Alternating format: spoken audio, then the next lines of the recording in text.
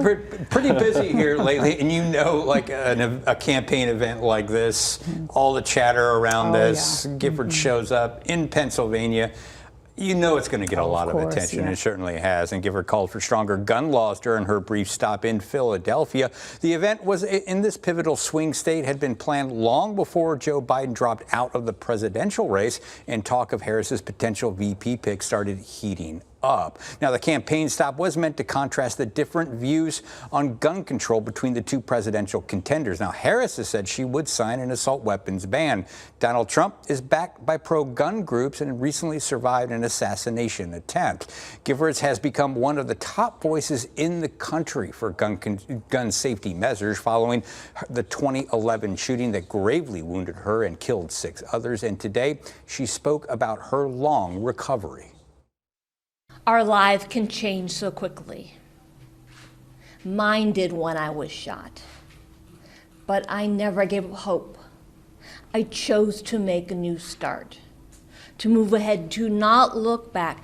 I'm relearning so many things, how to walk, how to talk, and I'm fighting to make the country safer. Later, Giffords was asked about the possibility of becoming the second lady of the country. Her response, a little later.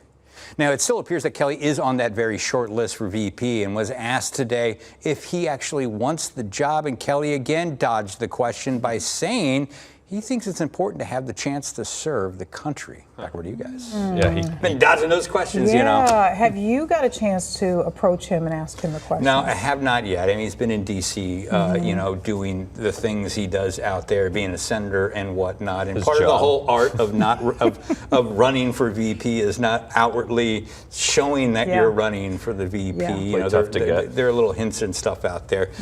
You know, but you know, if he didn't want it, he could easily say, "I don't want it," and that has definitely not happened. Right. The timing of when we could expect a decision, whether it's Kelly or not, I'm thinking sometime early next month, within the next 2 weeks, because they are going to start virtual voting. The Democratic Party will here soon, and they want to get that wrapped up around that same time. So we're looking about 2 weeks. Have there been any conversations about who is the front runner out of you know, some of the picks or the possible picks? The reporting is so crazy because sometimes this is like, oh, it's down to a few people, and then somebody comes out like breaking news. There's new people on the list. But I think generally you're talking about Josh Shapiro, the governor of Pennsylvania, and Mark Kelly here from Arizona are the top 2 names that keep coming up all the time. For sure, you know, and lots of pluses, negatives for both, you know, so we'll see how it all plays out, because what we're seeing is unprecedented.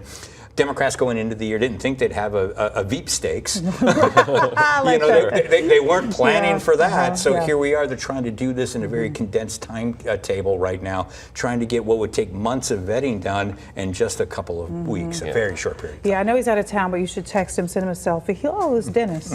What's up? Hey.